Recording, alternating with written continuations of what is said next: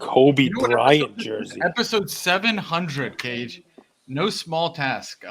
2 years, almost 2 full years of me and the big guy hopping on a daily basis, bringing you guys some banter, some good vibes, maybe a little bit of lessons or advice or some things that we're figuring out on our own. And it's been an amazing ride. So cheers to you.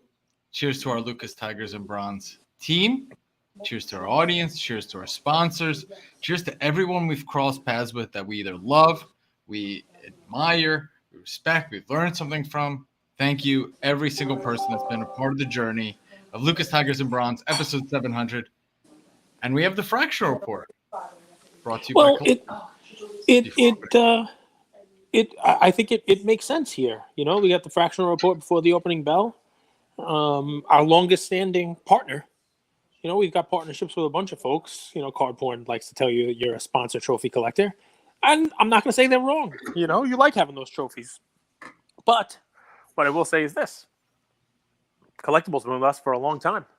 So, it makes sense. 700 episode, whatever you like. Gary V was on for episode 666. You can read into that whatever you like also. Or nothing. So you're not doing anything. 700 doesn't mean much to you. Let's see. What am I going to do to celebrate episode 700? I'm probably going to go for a walk afterwards. Maybe, miss the first quarter of the game. You're kind of a lone wolf. Like the way you celebrate is by buying assets that you're going to take to the grave with yourself or pass to Ian. That's maybe your celebration. Maybe. Listen, I got lots of things to celebrate. June is a fun month. Summer is upon us, and my pool is now in full swing. Still a little too cold for me to go in, believe it or not. The kids love it. I went in a little bit. It's still a little too cold. When I got up to the D's, that was where I stopped. D's nuts. Yeah, it was too cold on them, man. Man, I can't believe you walked right into that. Holy cow. You are the best co-host I could ever ask for. Do you think I walk into it, or do you think maybe No, I think that one you walked into. I know a lot of times do it on purpose, but that one, I don't know. But anyway, the summer is upon us. The backyard is completely done. I moved all my furniture out. I don't have to work. I don't have to do any of that stuff anymore. My son's birthday is this week, so that's a little bittersweet. I'm happy to see that. We finished up some projects this weekend. People will check out my post of his collecting sports cards. I got it right here. You want to show it? A cool little post for those of you watching on YouTube who haven't seen it. Look at that. We got some card ladder on here. Look, there's Andrew. Cage, if I'm picking up what you're putting down, you're saying 700 episodes, job's not finished. What are we even celebrating here? Right? I was waiting for you to say it. I was waiting. Here you are, clapping from the top of the mountain for Ian gluing stickers and posters to. Well, this is more for the hobby, right? This is more clapping about the hobby. Ian can glue this stuff, and he'll do plenty of other stuff, and do great. This is more just, we can all say Fanatics is going to bring more people into the hobby. We can all say X, Y, and Z. Drake Breaking is going to bring more people into the hobby. I believe that he's going to have some classmates who leave his presentation with some cards and maybe go to the store, maybe go to the store, or maybe their parents will join Card Ladder or Market Movers or whatever it may be. Well, most people, you have a point though. Most people do enter the hobby. I would say 8 to 14 is a really critical age, because once you're in high school, you're chasing girls, not cards. Everyone's consistently said that, except for Rips. And he actually take a page out of Rip's book. Now he's a millionaire. But see how that worked? That 8 to 14 is a really interesting stage where most people, whether they stayed in it afterwards, they had some experience with cards and, going to the LCS ripping packs. So you're right. Is Ian bringing packs? Can we sponsor and buy some packs that he can bring? He's bringing packs. He's bringing cards. I've got everything. The only thing I'm nervous about, tell me why I'm nervous. I bought some junk wax in addition to a bunch of other things. I bought an 89 Topps baseball box, so no Griffey because he wasn't into trade. There's going to be the Kirsty bat. The bat. So that's Fleer. That's Fleer. I wouldn't send him in with Billy get a fuck face bat. Yeah. No, not for third grade. Although repack it, every card is a fuck. No, face but Tops, yeah, every kid gets one. That's it. I'm gonna get thrown out of school. Yeah, I mean, you're right. It's something I might do. Just every pack, all Slab the 89 it. Tops PSA packs, Cage Lawyer collection. and put a Billy Ripken FF error in each pack for each of these, 8 and 9 year olds. No, the 89 Tops. What I'm nervous about is they were still putting gum in the packs then. So here I am. There's a classroom full of 9-year-olds opening up packs and eating what amounts to what 33-year-old gum. It might be interesting. I don't think they should be doing that. So hopefully the teacher tells them don't eat the gum. Go collect the gum. I mean, if the kids can't figure out gum at 10 years old, It's not. They figure out gum. They're going to even eat the want- gum. Huh? They'll eat it. They'll eat the What? gum. It's from 1989. I don't know if chemicals have expiration dates. All right. Listen, I've eaten gum from the It's 80s. not like it's an It turns apple into moldy and rotten. straight powder. It just goes straight powder, and it's gone. It's got this weird. It doesn't become gum. It just becomes powder, and then it disappears. It's the weirdest thing on earth. But anyway, yeah. I mean, he's got some stuff to bring in. He's having some fun with it, obviously, and he's doing some stuff. So, loads of fun. So first off, I mean, where do you want to start? So something that I'm thinking a lot about, Cage. Where do I want to start? Man. So there actually a few buddies of mine recently have reached out to me about buying their first cards in the hobby. Mm-hmm. And it's funny, the cards they bought was a Jerry Rice PSA 8 and a Montana PSA 8 and a Zard PSA 8. And I like these friends. You would, but actually I don't think it's the smartest move, and here's why. I think we just sort of lived through an era of where grading made cards scarce, not cards being scarce made cards being scarce. And if you look at the biggest gainer on the sheet this week, I think it's maybe the worst investment on all of Collectable. And that's the silvers of Trey, Zion, Ja, and Luka. Mm-hmm.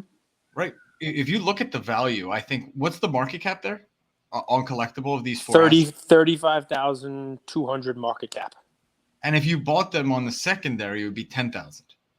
Yeah, so this basket we're talking about here is 2 of each of the Luka, Zion, Ja, Trey. Luka's around 2,000, Zion's around 1,500, Ja's around 1,000, Trey's around 600. Total for about 5,100 times 2 is about 10,200. The market cap in trading is 35,200. Right. So what I think we're a funny market, but I think we don't give ourselves enough credit. We're very intelligent. We catch on to things quickly. Maybe some people think not quickly enough, but I think we just saw that these silvers, that a PSA 9 versus a PSA 10, yeah, we went through this illusion that it's a big deal, but there's infinite supply of those out there. Yep. Right. And I think we're seeing a market correction on silvers and bases of these non-numbered cards where the only differentiator was the grade. And I think we're seeing, I don't think we maybe have even seen the floor of what these are going to truly be worth. Whereas you take the reverse and you take the LeBron Exquisite, that card, no matter the grade, it doesn't really matter, will only have 99 ever printed. So that card in and of itself is scarce for being scarce. Correct. Versus having a company that authenticates whichever company you have allegiance to, making it scarce. And I think that's a little bit from a macro standpoint what I'm personally seeing in the markets. I think you're right. And you got to be careful with it, right? I mean, stated numbers versus, alleged SSPs. People are still pumping money. As much as it takes us a while to learn, people are still pumping money into Prism football at $1,400 per box. People buying Mac Jones and spending $100,000 on a Mac Jones card. Who knows what that guy's going to do? If anything, SSP is not a real thing, though. Like it's something that I think the eBay generation created for a tagline. Or do manufacturers call something SSP? So it may be chicken or the egg kind of thing, right? But yeah, I mean, the super short print. Yeah, that's short print SP. Manufacturers have taken it. I think it might have been something that was created by the collector and then adopted by but I mean, like Topps puts short prints and super short prints. I've heard a rumor that the Series 2 Topps baseball that comes out next week is going to have a whole bunch of fun, like super short print stuff in it as well for the rookie class that doesn't have rookies in Series 1. They're not on the checklist either. So let's see what Topps actually does with it. But I guess what we're both. Yeah, I guess definitely not numbered. But I mean, some of them are rare as hell. Like the Juan Soto with the Gatorade. there are various short prints and super short prints of Acuna's rookie. You all know about the bat up versus the bat down. That's short print, but not tiny, but not, it's not numbered. There are plenty of parallels that are also not numbered. Like I have a Soto Heritage rookie flip stock that there's only 5 of, but it's not numbered to 5. I would love it if it was, because somehow, even though there's only 5 of them, PSA is graded more than 5. That's kind of how it works, right? Because people are trying to bump up their 9s to a 10, but you can't get one. I am the only one that has a 10. So anyway, it's a lot of fun. I know what you're trying to say, and let's cut through it, right? The investments that are on Collectable, they are those type of numbered, low pop, Buster Sure talk about museum piece type of items. This silver does not fit that basket, so I think we were both surprised. The silver basket doesn't fit that, that description. I think we were both surprised to see it up 64% this week. That's just, I can't. 3.5 times the market cap of it if you bought every one of these items individually. Here's one that does make sense. So if you've been listening to our show, I think we're the ones that are on this first, and that's tennis. And before the season started, I said 2 things. I said, look out for Alcaraz. This is the next kind of Nadal with a Djokovic vibe combined. And I said before the season that Nadal has a chance to pull off winning all 4 Grand Slams and being far and away the number 1 player ever played the game. Okay? And this week, his 2003 Net Pro Elite Glossy PSA 10, that one's out of what, 2,000 or 1,000? I think it's numbered to 1,000. It's out of 1,000. The glossy, right? The glossy. I was up 50%, and I think that it was up last week, and I think it might even continue that behavior because it was up last week because Alcaraz actually lost. He lost early in the week to Zverev, and then, dude, I don't know if you saw. Did you see Zverev's injury? Yeah, that was sickening. How you never see that like in tennis? It looked like but anyway. So the Nadal card was up 50% last week, and then he won the French Open. Almost looked like it was a joke to him. But he's the best. I love him. French Open is his tournament, and he won another major, won another Grand Slam. So he puts his record even further than what was Federer, Djokovic, these guys. But can I tell you a counterpoint on this one? You're the tennis guy. This has nothing to do with tennis. It's a 24,000's a little high. No. I think you might be right about the 24 and the 24,000 that it's at. It's in line with the sale from May of the PSA 10. But take a look at our friends Slab Stocks Instagram. Okay, take a look at what do you say? So if you take a look at there, so this is one of those things, guys, where you have to look at what's out there, and I wouldn't be surprised to see a drop this week in this item, and here's why. The same card in BGS 9.5 sold on Golden Auctions last night, and it sold for, I think it was either $6,000 or $8,000. $6,000. $6,000. Same card in BGS 9.5. So if you're a holder of this item and you're like, wow, okay, I got it at a 24,000 market cap. The May sale might be an outlier. Look what's going on here. We have this one 9.5. I know BGS doesn't sell for as much as PSA, but 9.5, $6,000. It's 25% of the price. Got to be scared. Here's what you need to know: that one that's over $6,000, BGS didn't label it as glossy. On the slab, it doesn't say glossy, and in the listing on Golden last night, it didn't say that it was glossy.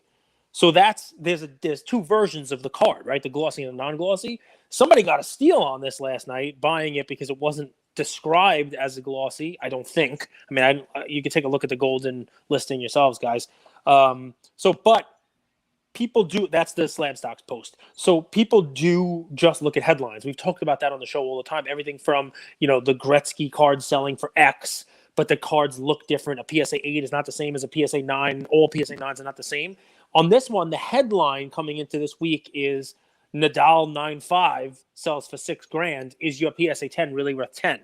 But if you read the actual story, the reason why this card sold for $6,000 was because people didn't realize that they were bidding on the same card, didn't realize they were bidding on a glossy. And honestly, you guys could have got this card so much earlier. I've been talking about Nadal for maybe the last 6 months. And just to give you guys a correction, it's out of 100 cage. 100, yeah.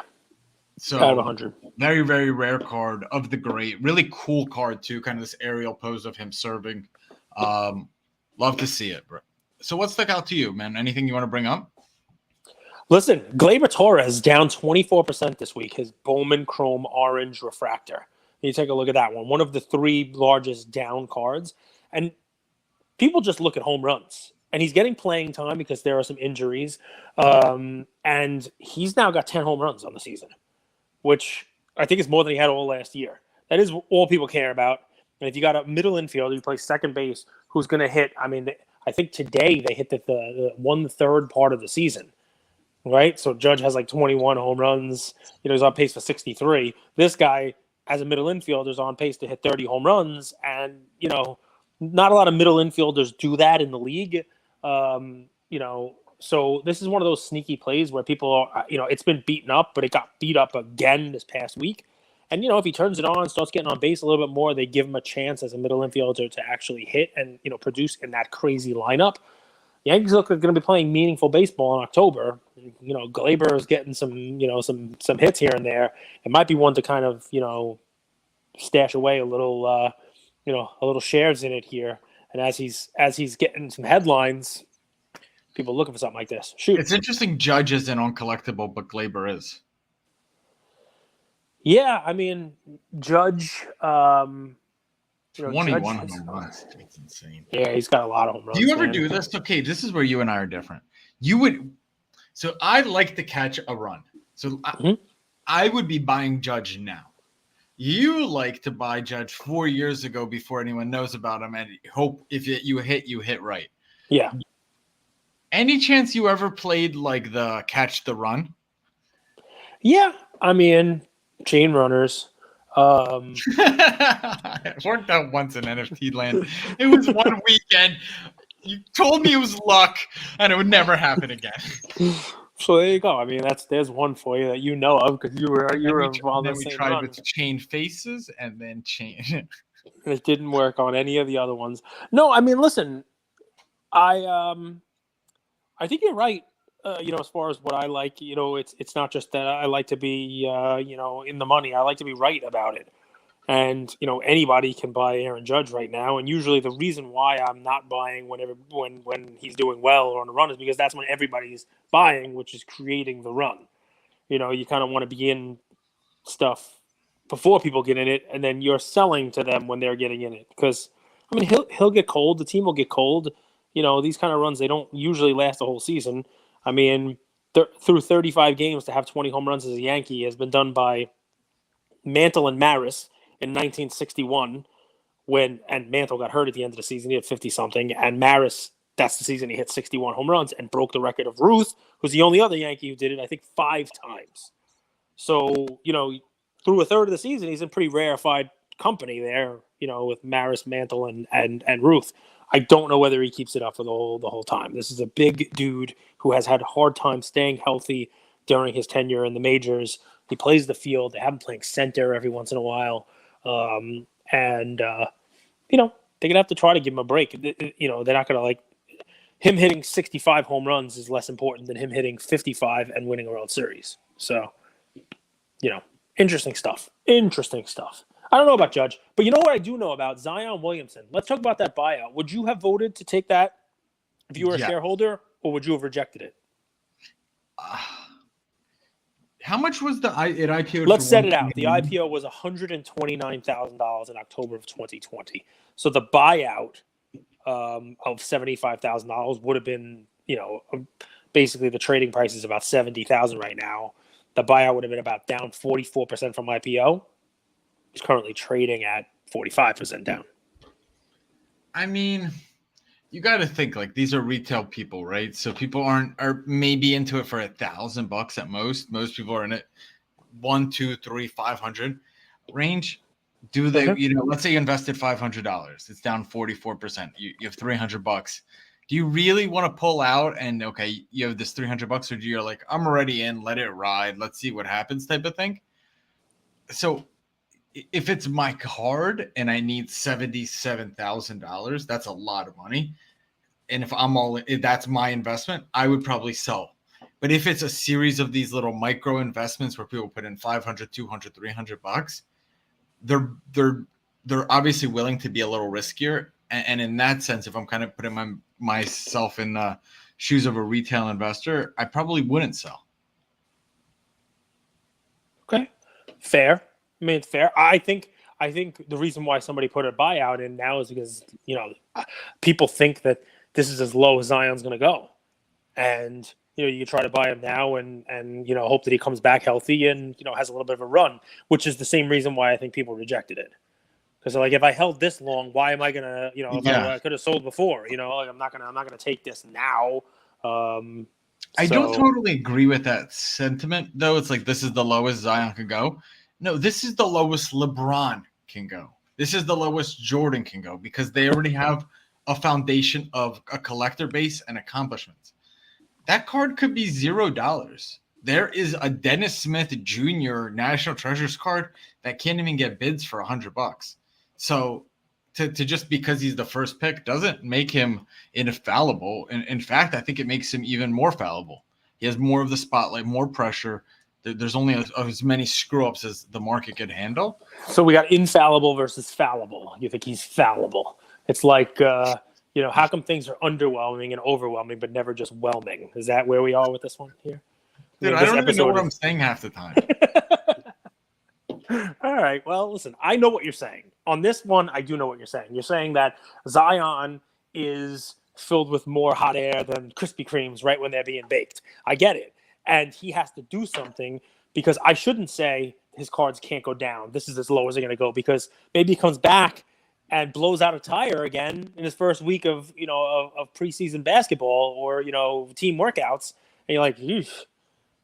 And think about it. Right now, the discussion with the team is that he is potentially going to get an NFL-style contract offered to him, where the money's not guaranteed.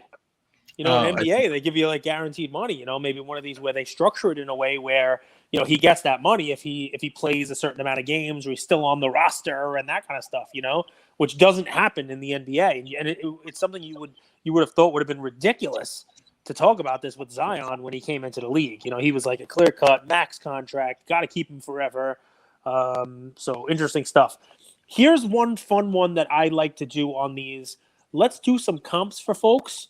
And, the golden auction, there was one that ended last night. Zion, yeah, shoot. We just remember Embiid had a similar start to his career, and now Embiid is dominating. So he can go that route. Also, leg injuries. Embiid did not come into the league with the fanfare that Zion did. And yes, Embiid is doing great, and I hope Zion, I'm pulling for the guy, because Zion has so much hype and money behind him that if he does what Embiid's doing, his price is going to go crazy. But what we like to see now is the other part about this buyout, the other part about what you're saying with Zion is this market, especially for young people, it's built on that momentum. It's built on he comes in, does something good, does something else good, makes the playoffs, helps his team, wins an MVP, gets to the championship game, eventually gets to a title. You saw it with Giannis building up over time, right? You're seeing it now you saw it with Mahomes. You're seeing it now with a Josh Allen or a Joe Burrow or a Luka or a Ja. Where you kind of get a likable athlete that overperforms, and everybody who invests at these different levels profits, type of thing. Keep it running. It's almost like one of those like NFTs that people bought in, and everybody's been making money the whole way up.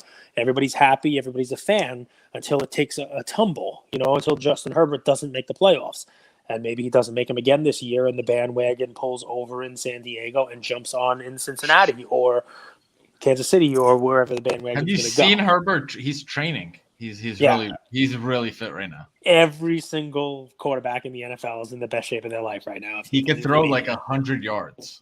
Jamarcus Russell could throw the ball 65 yards from the one knee, and he did a lot of good for the Raiders in the NFL. He couldn't sleep. Sleep apnea is no joke, Cage. You know that. He couldn't sleep because he was breathing in donuts like this in his sleep. That dude. He just couldn't get healthy, that dude. He signed his contract and started eating. So you know what worries me sometimes? Even in vintage, we see these run-ups and corrections. And Jackie Robinson's market, I think it kind of went a little bit crazy for a vintage market. That's the bats. That's his cards. And you saw a little bit of a correction, even in a beautiful card with a PWCC eye appeal.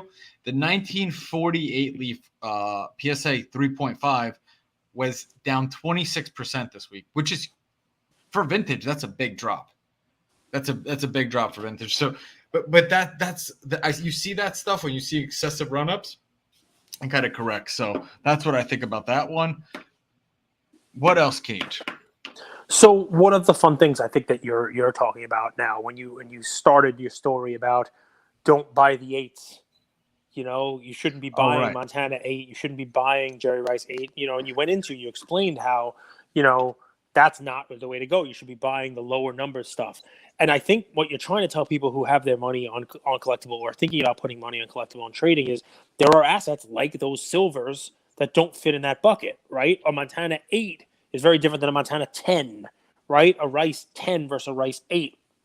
Same kind of thing with a couple of items that ended in the SCP auction last night. Now, guys, this is important, right? Because where your comps come from matters, right? The golden comps seem to be, where on the higher your side. comps come from matters. Yeah, that's because not sure. That's it really does. Really, I mean, so think about it. PWCC, a lot of eyeballs on it, a lot of bids. So your comps are PWCC gold, and your comps are usually going to be a little bit higher on those. If I'm selling my cards, I'm going to use those guys to sell because more people who are in the hobby know about them. Well, we did an episode with SCP's owner, David Kohler, within the last 2 weeks to talk about this auction that he had. I was getting messages saying, thanks for telling me about this. I've been in the hobby for decades. I never even knew this guy existed. I'm sure David's doing fine. He's got some pretty sweet Kobe stuff and had some great auctions. $1 million items end in his auction, 7-figure items.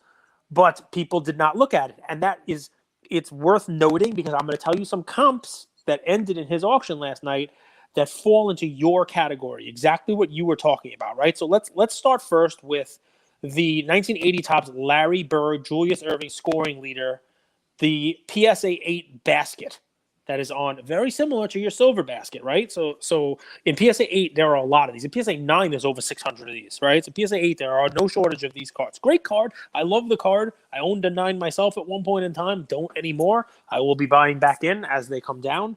But the basket is at, it's 2 of them. It's currently trading at $22,000. You want to take a guess what the PSA 8 sold at in SCP last night? I sent it to you. By the way, newly graded too, with a few hours left. So it ended with its buyer's premium. So full all in $3,505. So it's worth noting, and this is not one of these where it's like a bad card. It doesn't have any marks on it. It looks like it would have been a 9 a year ago. It's got a 6.3 PSA slab on it, so it's recently graded.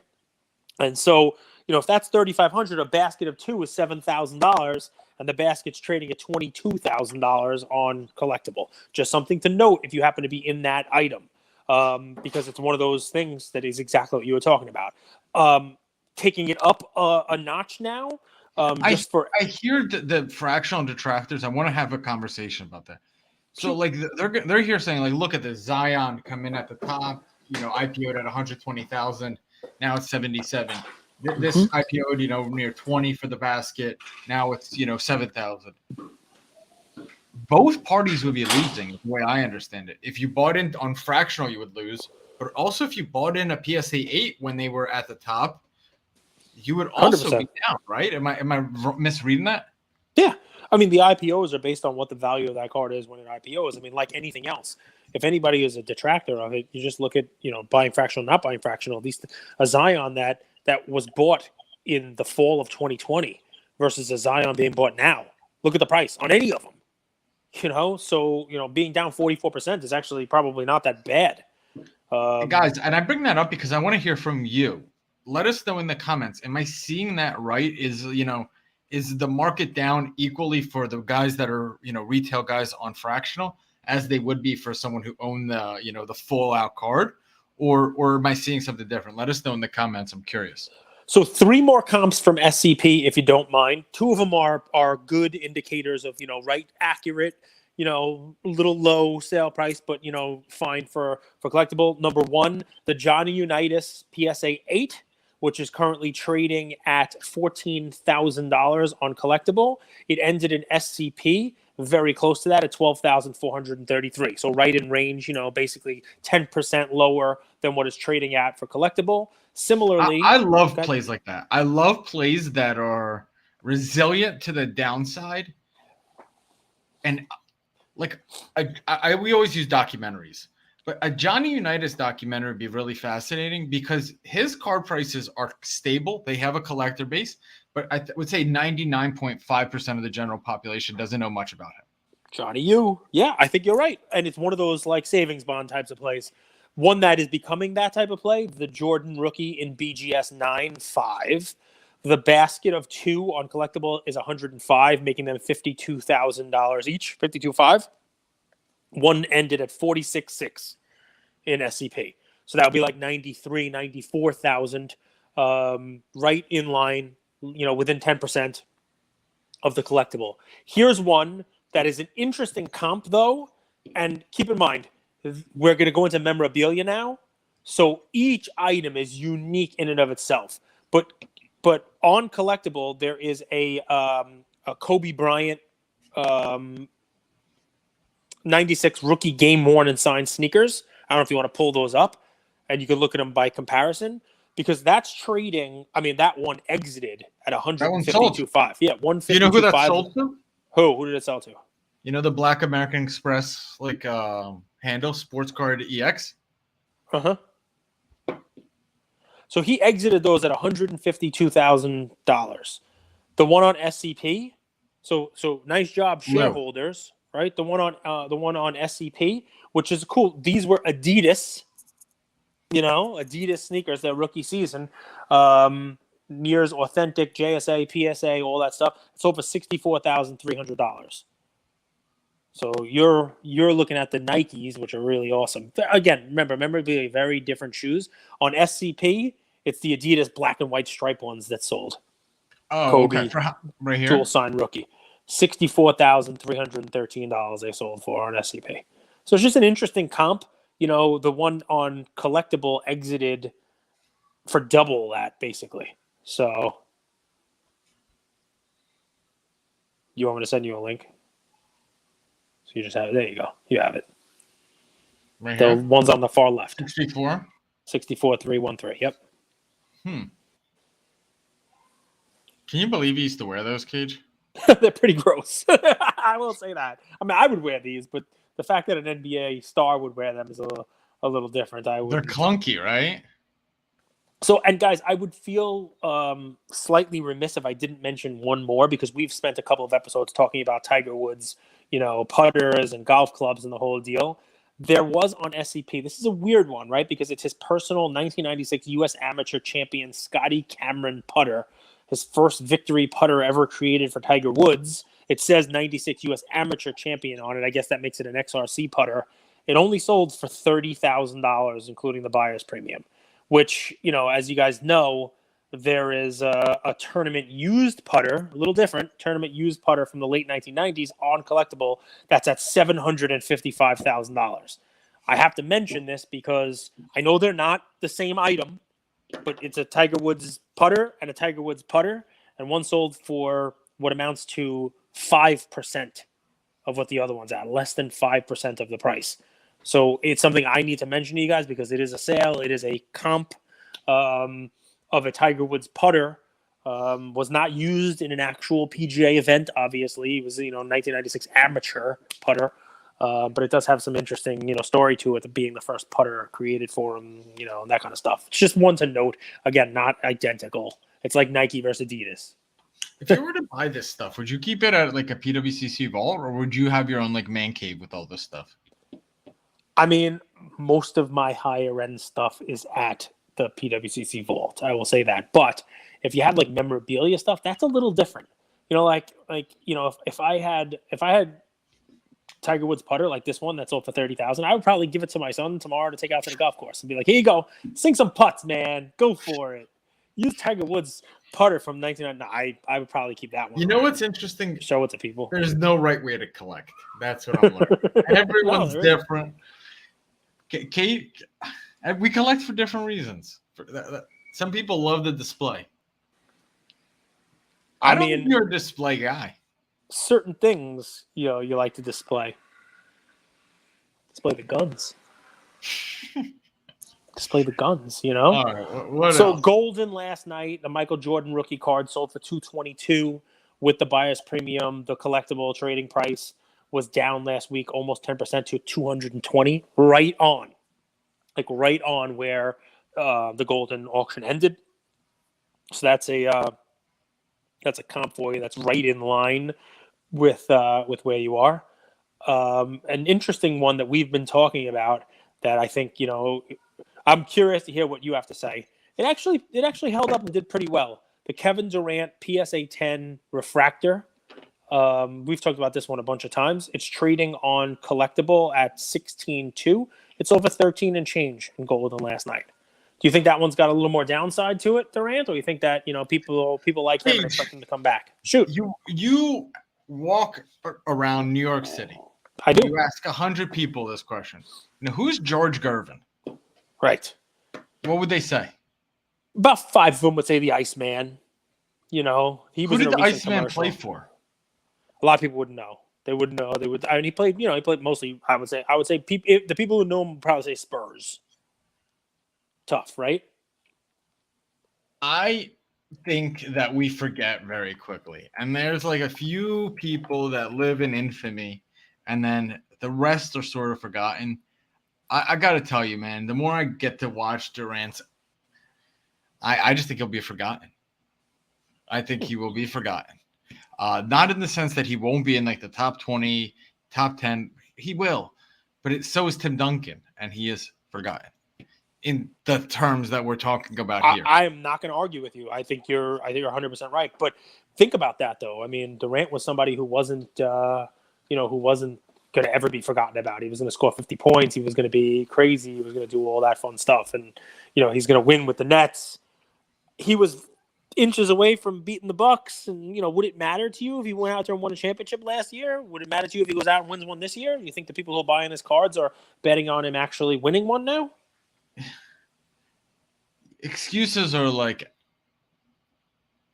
assholes. Everyone's got one, right? Or almost doesn't count only in horseshoes or some shit like that. Almost don't like they don't they just say don't matter. almost counts in horseshoes and hand grenades. Is what they say. Horseshoes and hand grenades. And just for you guys out there who don't know George Gervin, he was in the league for I think almost 17 years. Well, he was an ABA guy, right? I think he started with the Virginia Squires, sort of like Dr. J did, but he came in and played for San Antonio, right?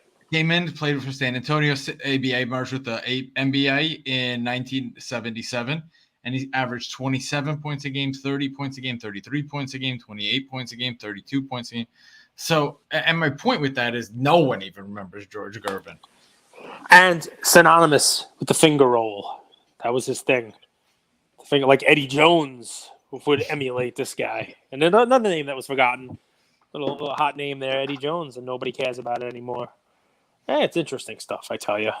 So, anything else you are curious about? Anything else you wanna hear about? You want to talk about? I will say this: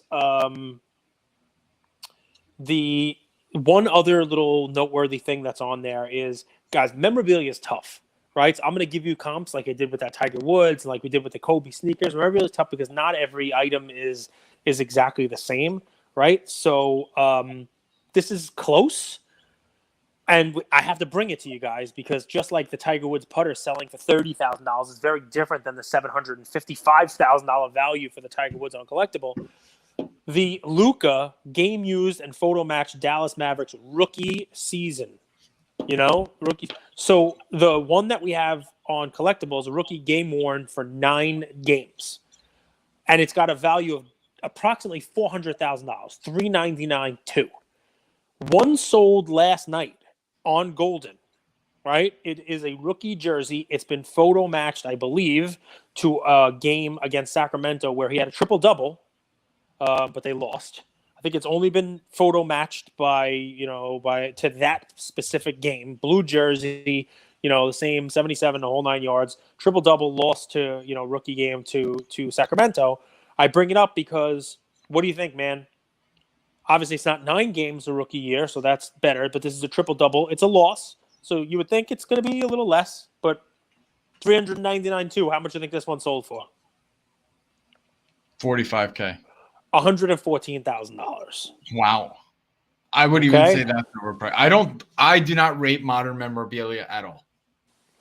So, it's just one to look at, guys. If you're in on the Luka at 400, Andrew has never been a fan of this one anyway, but now you have a comp. There obviously are not that many game-worn Luka jerseys since the one on Collectable was worn for 1/9 of the season. Cage. Yes, shoot. Let's have fun. Come on. Let's have fun. Let's not bullshit people. Let's not bullshit a bullshitter. When people are buying the Jordan rookie card, which one do you tell them to stay away from? The Nike promo card. Why? I do. I say stay away from them because you never know how many are out there, and I'm of the belief that there's so many of them still to be graded. Here's 10. Here's 10 more. So I think that's still going on. Maybe there's no more game-worn Lukas because his best friend has 44 of them in their closet. Signed by his mom? Yeah, and Lamim. No, I mean, it's a modern jersey. It's not Jordan's jersey, It's not Kobe's. It's not Wilt, where you're like, this one's not. You're not going to see this again. Luka's going to have a game-worn jersey for eternity, man. And when people see the value, now they know what. Now they get to deduce what future value is from the second year and third year, and these are his rookie shoes. And then here's Jason Tatum's Kobe Bryant blue. What are they called? The sweatband on his elbow. That's the only one he's ever worn. I'm not a big fan of modern memorabilia. I think it has way more downside than it has upside. By the way, the Tatum slander is so stupid. Okay, why? Have you followed he dressed up to Boston? Yeah. He had what Kobe was wearing for his Boston tryout. Yeah. Well, I'm wearing Crew Jones today. I'm going to go out and ride my BMX bikes to a championship at Hell Track. Have you ever been a lawyer that is in court and has pressure situations? Do you get nervous? I don't want to lie. Sure. Depending upon what the situation is and what's at hand. Sure. So, and everyone has different triggers. Some people, when they put on that suit, they gel back their hair. They're like, damn, you look good. That gets them a little confidence, right? That's probably you. But the point is, dude, this is the biggest series of his entire life. Yep. And any little thing he could do to trigger and get himself a little more focused, a little more motivated, right? Because it's a game of inches. The other team wants to win too. Any little thing that he does that could help him, why not try if it has no downside and it does something for him? This is my Kobe jersey. I put it on here for a reason. Dude, I love this jersey. Anytime I need a little pick-me-up, I'll throw it on. It gives me good vibes. People have bracelets that they put on or necklaces. I don't know, Lincoln Hawk would turn his hat backwards. It's triggers. Some people snap, some people whistle. Some people have to do jumping jacks. Everyone has different shit, but I don't know how you could criticize a young guy to try to get a little more edge in the most important series of his life. I think I'm with you, man. Let the kid do what he wants to do. He wants to text Kobe. That's great. Steph wants to text, Chris Paul. Also fine. With the real Chris Paul. So speaking of Kobe jerseys, what do you know about the white jerseys? What do you know about the white I own one. Christmas jerseys? Thank you for asking. So Collectable has one, a Kobe debut white number 24 jersey from the title season. If you want to pull that up, we can take a look at that one. Again, guys, lots of comps, and there's even more comps. We can't go through all of them. Take a look at when auctions end. A lot of auctions ended this past weekend. Take a look because it's very telling. Not every card is down, but if you're in the market, you should know. It's not fractional. The space is down from where it was last year at this time. A lot of these items that IPO'd last year, they IPO'd in a market that was frothier. And that's the case for people who are going out and getting funding now, who we speak with. It's a case for everything related to the hobby. Right now is a little bit of a lull. I expect that to change. Probably pretty. I've learned this from you, Cage. Shoot. I actually think when we come on here and say the market's in a lull, I think it's it's a lagging measure. I think it's a 30, 60-day thing. And what I see is an influx of supply. Okay, that makes Right? sense. That's actually what causes it. It's too more supply than demand. It's actually quite simple. But like if you look at weekly auctions, auction houses, I just feel like there is more stuff hitting the market. I think you're right, especially lower end stuff. But even some of these, unique pieces, memorabilia is an interesting thing, man, because the collectible space, how are you supposed to know what a white debut number 24 title season jersey is? Can you pull that up for me? Are you able to find it? The page isn't loading for me. Take your time. I mean, I'm just curious what year it is. Say title season. What years did Kobe win his titles with a white jersey? What were his later 2000. titles? He won 2000. 2002, 2003. Okay. So and he then, won. And then 09, 010.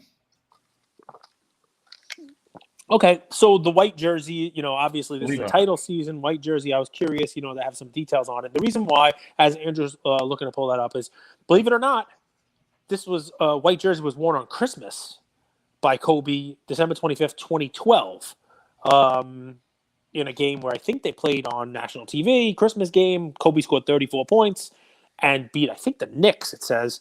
That ended last night on Golden. So I'm gonna tell you the Golden one. This is 06-07. This is when he put up 35 points a game. So the one that you're looking at here is different. So that's a white jersey, just a white Lakers jersey.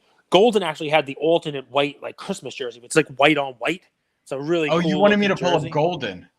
No, this is fine because the one on Collectable, it's again, guys, we're talking about memorabilia here. It's not exactly apples to apples comparison, but I do have to, point out what's sold when a Kobe white jersey sells. It's a comp. The one on Collectable is at $296,700. So almost $300,000 for the Kobe white. They say a debut white from 06. It's a title season. It's got a lot of good reasons why it's $400,000 or why it's $300,000. The one from Christmas Day 2012, that obviously a later one, it sold for $188,400 with buyer's premium. So it wasn't $50,000, it wasn't $20,000, but it's another, photo match, specific game, Kobe white jersey, white on white. If you want to pull up the goal, you can. It's no big deal. But it's just another, comp that's out there. 188 versus 300, very different items. The one on Golden was a later item. So just, noteworthy. What are you looking at there? I like this, man. So this is his first title in 2000 with Shaq. Mm-hmm. And this is like his practice top. And what's cool about this is like with the jerseys, you wear them a few times and then you're done, right? This is something you wear basically throughout a whole season. Right. So this is pretty cool. And he signed it. This is from his 2000, 2001 first ring ceremonies, NBA Finals game worn jacket. And here it says it was worn throughout the 2001 NBA season. So, can I talk about one that's a little interesting play on Collectable, and then we can kind of let these folks go? Believe it or not, the 86-87 Fleer box. That was one of those things when the market was good, people were opening these things, right? Drake opened with with Ken Gold, people opening these things up, and when people open them, there's less and less of them out there. And one sold on Golden last night in this lull, in this downish market for $168,000, which is approximately 5% more than the one that's trading for on Collectable at $160,000. So the Collectable price is a little lower. Shoot. Breakers have money and they want to differentiate and they want free marketing. And these boxes, like I know you don't got to disclose, but I wouldn't be surprised if some of the young breakers start gobbling these up. They have the cash flow. You want me to keep going with comps, or you want me to cut it off? I'm not your boss, Cage. All right, so I'll do one more because listen, I like to make sure one more. He gonna do one, but this one you're not gonna like if you happen to be in it. What do you think? LeBron James, but what do you think? I understand it's the time to buy. What do you think of Dwayne Wade? Does he fall into the same category as Durant to you? I bought my first gold. Oh, really? I bought a Dwayne Wade gold. Do you want to see it? Sure. I definitely want to see it. So I love Dwayne Wade, dude. He in his third season, he was 22 years old and he won a championship as the best player. Dude, the guy is an alpha. Dwayne Wade. Tim Grover speaks very highly of Dwayne Wade. And so does Grover Cleveland Alexander. I mean, all of the Grovers that I know of, Super Grover, crashing into the wall, loves Dwayne Wade. Are you guys ready for this? I've never shown off my cards. This is exciting. I was in Cancun when Dwayne Wade was in the Final Four, one of my spring breaks in college. And I remember watching at a bar near the pool, and the guy just kept saying, aye, Dwayne Wade, aye, Dwayne Wade. It was really funny. And Dwayne Wade just kept scoring every single time. Look at you, $346. So, oh, man. I mean... Not terrible, right? That's a 10 out of 10 cereal. It's a real nice card. It's a really nice card. I've spent $300 on worse things, like betting women's tennis at midnight. Don't say this. That's terrible. We don't want to hear that. Very unpredictable. You could have a girl, she won the first set like 6-0. Next set, she's up 3-1, gets pissed, and then the other chick wins. So quietly and not on screen, this way all of your emails don't pop up. I just sent you an email link to something, and I'm going to start talking. So Dwayne Wade, you like Dwayne Wade. I like Dwayne Wade. I think Dwayne Wade is a great player, but he is exactly the guy that we talk about who could end up in the top 75, top 100, top 50 players of all time. But for cardboard, it doesn't matter. And also in these situations, these times, Dwayne Wade. So there you go. You beat me to the punch. So Dwayne Wade, even his best cards, they're overlooked. People are dumping them. So pull up Collectable for me and type in Dwayne Wade Ultimate Rookie Auto, that card. And you'll notice, guys, the 2003 for Upper Deck Ultimate Collection Dwayne Wade signed rookie card. It's a Black Label, Cage. Yeah, very different. Very different. Right, so Black Label. Wow. Yeah, Black Label 30. Premium. So there is Black Label is a very different story. We have to make sure, again, not apples to apples. It's a little apples to oranges. Black Label Dwayne Wade is at 33.2. Last night, a Gold Label 1010 on Gold and sold for less than $5,000. So you got the gold versus the black. Obviously, black is it's got an amazing premium to that. Not a lot of them at all. This isn't a 10 auto. There you go. See, this is the fun stuff. Anyway, it's just one to note because it's a. Am I right though, Cage? Yeah, I tend to agree with you. The auto is not the greatest auto on earth. Hopefully, one of our listeners is not the person who bought it and is now mad at us for pointing out a bad auto. It is what it is. We just tell you what we see, folks. We don't make the autos. We don't sign Dwayne Wade's autos. Yeah. Luca's mom does. And dude, so, man, people could get upset with us, but they can't really question that we don't speak the truth of what our truth is. Well, I never like the phrase, I'm going to speak our truth, because I believe there is only a truth. Really? You don't think there's a lot of different truths? I do not. I think something's true and something's false. And when somebody starts talking about their own truth, it makes it subjective instead of objective. And I don't like that. It's either true or it's not. Our truth, I'm going to speak my truth. Okay. Is it the truth? Because if not, then your truth is a lie. Using that example, let's say take someone who's looked at autos for 30 years. Mm-hmm. And their truth is like, no, this is the top 90% auto. This still qualifies as a 10. This is a good auto because I've seen autos and the material on this card, this is good. So their truth is that this is a good auto. That's not a truth. That's a horrible use for that. That's my expert opinion. Pump the brakes. That's my expert opinion if you want to do it. So, guys, a quick segment because it's episode 700, a little longer on the fractional, but we want to do it justice for episode 700.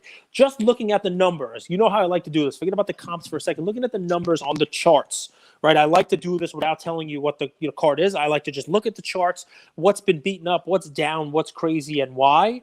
A new low has been set. A significantly new low for a card that was trading. We can get the market value on this one here.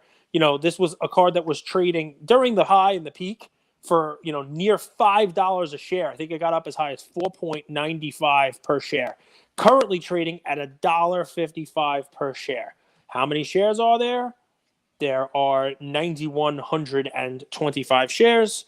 So you're talking about now a Willie Mays 1960 Topps PSA 9. Willie didn't do anything this week to drop his card value from $1.95 a share to $1.55 a share, down 40 cents or almost approximately 20%. No reason for that other than people just looking to liquidate. I like looking for those. Willie Mays is a stud. There are not a lot of Willie Mays cards in PSA 9. That's one to take a look at if you're just looking at charts for people who have maybe tried to exit a card, try to get a little liquidity. We already talked about the Glaber Orange. That showed up on my holy cow, look at the chart. Why the heck did this go from $5.25 a share down to $3.99? We've already spoken about that one, so it's just one of those things that happens. You want to take a look at the chart for me of the 03 Fleer Crystal Trio Rookie PSA 10. Now, we've talked about this card, and we've talked about it being too high a price. We've showed comps, you name it. That's the LeBron, Wade, Melo, Fleer Crystal Trio Rookie PSA 10. There were other sales. It was significantly higher. But take a look at what the chart did this week. And you just pull up like a 1 week chart or a 1 month chart or whatever it is for the crystal. And I mean, what are you looking at? Yeah. It went from $10 a share to $4.8 a share, which is pretty not so great. In the last 6 months? No, in the last week is what the data shows. So pull it up for me. I guess I could be wrong. I don't think so. 1 week it's 475 to 480. I think it's skewed data. Okay. So the data is not right. Sorry, folks. I'll tell you, this card without the numbering, without the crystal, but it's the same exact card.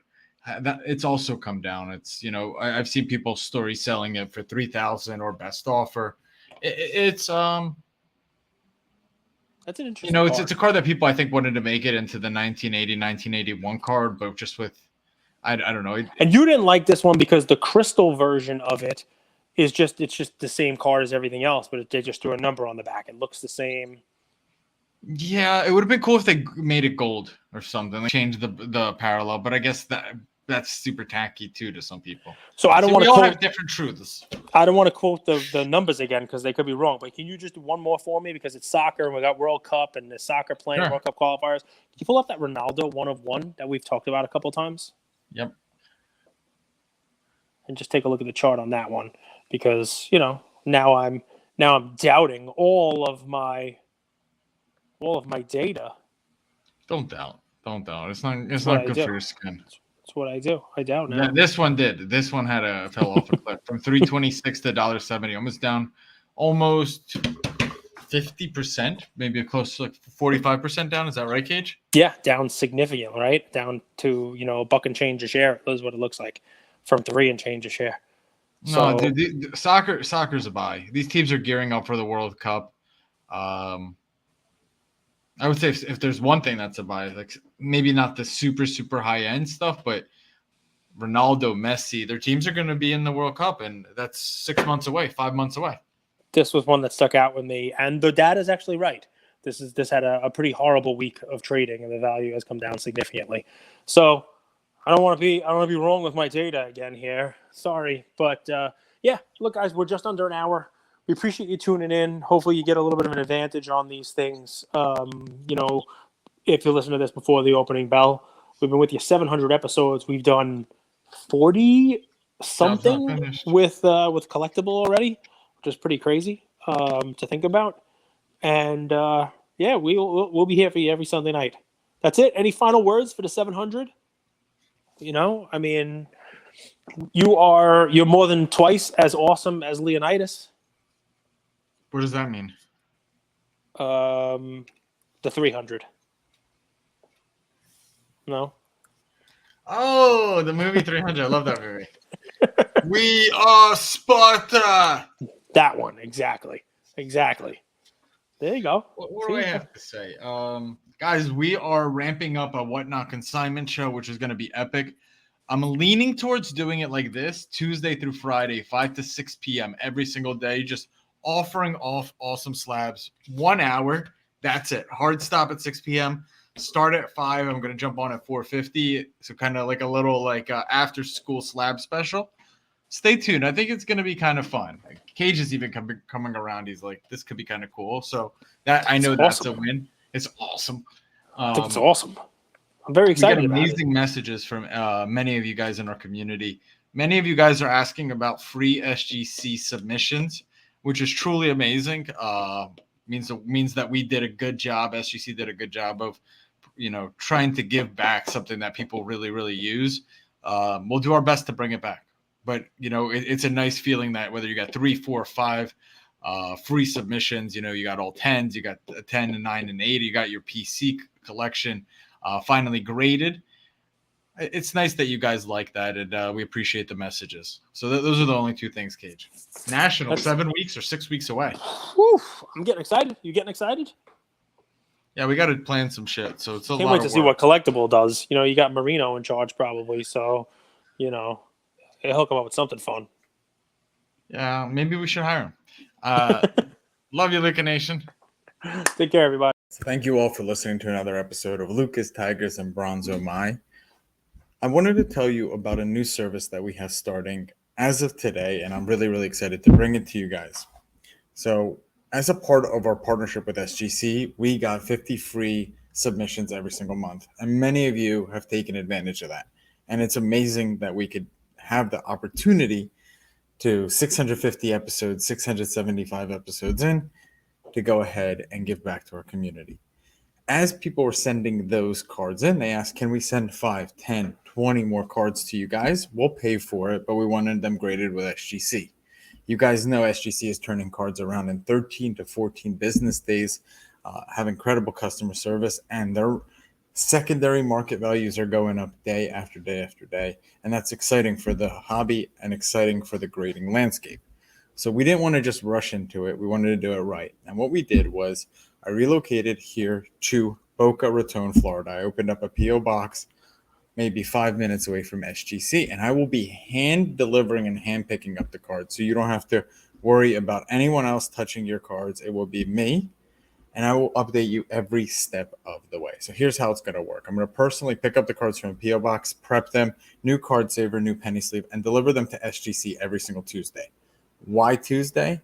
Well, it lets the stragglers over the weekend come back through on Monday and gives me a day to prep, and it basically gives SGC the entire week to work on grading those cards.